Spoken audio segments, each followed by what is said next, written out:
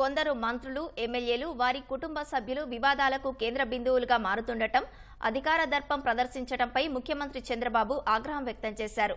అలాంటివి సహించేది లేదని హెచ్చరించారు. ప్రస్తుత ఆర్థిక సంవత్సరంలోనే మెజార్టీ ఎన్నికల హామీలు అమలు చేద్దామని మంత్రులతో అన్నట్లు సమాచారం.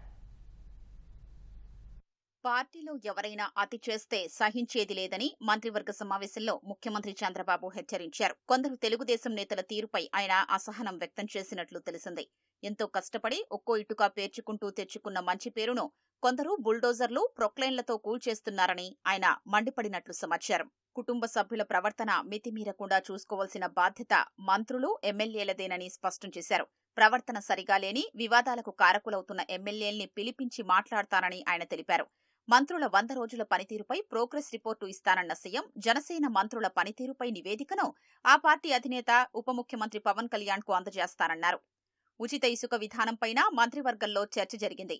ఇసుక తవ్వకం, రవాణా ఖర్చులు నియంత్రించి 2019 నాటి ధరలకే ప్రజలకు ఇసుక లభించేలా చర్యలు తీసుకుంటామని సీఎం తెలిపారు. విశాఖలో స్థానికంగా ఇసుక లభ్యత లేకపోవడం, దూర ప్రాంతాల నుంచి తేవలసి రావడంతో ధరలు ఎక్కువగా ఉంటున్నాయని మంత్రులు సీఎం దృష్టికి తీసుకొచ్చారు.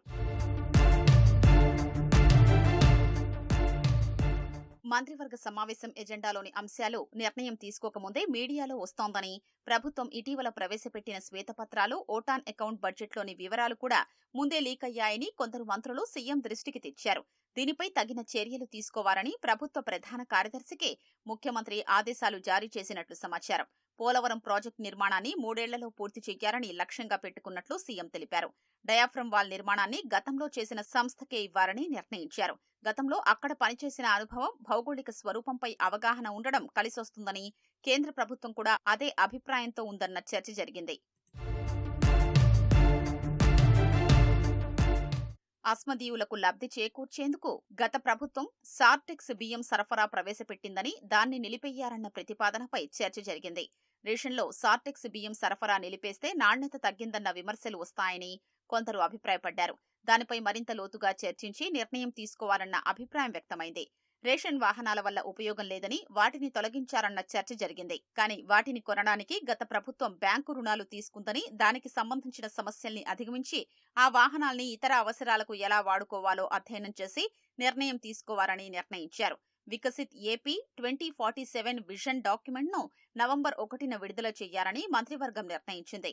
అక్టోబర్ 2నే విడుదల చేయాలని మొదట భావించినా ప్రజల నుంచి సలహాలు తీసుకున్న తరువాతే దాన్ని రూపొందించారన్న ఉద్దేశంతో వాయిదా వేశారు.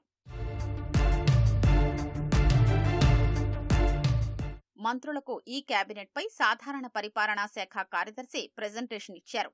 రోజువారీ వ్యవహారాల్లో ఐటీ వినియోగంపై మంత్రులకు, కార్యదర్శులకు శిక్షణ ఇవ్వాలని మంత్రి లోకేష్ సూచించారు. ప్రతి మంత్రికి ఓ ఎంబీఏ గ్రాడ్యుయేట్ను ఎగ్జిక్యూటివ్ అసిస్టెంట్గా నియమించారన్న ప్రతిపాదనకు అంగీకారం తెలిపారు. అలాగే ప్రతి మంత్రి పరిధిలోని శాఖలన్నింటికీ కలిపి ఓ పీఆర్ఓ, సోషల్ మీడియా కోఆర్డినేటర్ నియామకంపైన మంత్రివర్గం నిర్ణయం తీసుకుంది. ఆయా శాఖల ద్వారా జరిగే అభివృద్ధి, సంక్షేమ కార్యక్రమాల్ని ప్రజల్లోకి తీసుకెళ్లడమే దీని ఉద్దేశంగా మంత్రులకు వివరించారు. సెప్టెంబర్ 1న పంపిణీ చేయాల్సిన సామాజిక పింఛన్లు ఆ రోజు ఆదివారం కావడం వల్ల ఒకరోజు ముందే ఇవ్వాలని నిర్ణయించారు. చంద్రబాబు తొలిసారి సీఎంగా ప్రమాణ స్వీకారం చేసి సెప్టెంబర్ 1వ తేదీకి 30 ఏళ్లవుతోందని మంత్రి రామానాయుడు గుర్తు చేశారు. ఈ సందర్భంగా చంద్రబాబుకు శుభాకాంక్షలు తెలిపారు. ఇదే సందర్భంలో సెప్టెంబర్ 2న పవన్ కళ్యాణ్ జన్మదినమని మంత్రి దుర్గేష్ గుర్తు చేయడంతో మంత్రివర్గం ఆయనకు శుభాకాంక్షలు తెలిపింది. చంద్రబాబు మాట్లాడుతూ జన్మదిన వేడుకలకు పవన్ కళ్యాణ్ దూరంగా ఉంటారని, బహుశా ఆ రోజు ఆయన తనకు కూడా అందుబాటులో ఉండరేమోనని సరదా వ్యాఖ్యలు చేసినట్లు సమాచారం. ఈ నెల 30న వన మహోత్సవంలో మంత్రులంతా పాల్గొన్నారని సీఎం స్పష్టం చేశారు. మంత్రివర్గ సమావేశం జరుగుతుండగానే ముఖ్యమంత్రికి కేంద్ర ఆర్థిక మంత్రి నిర్మలా సీతారామన్ నుంచి ఫోన్ వచ్చింది.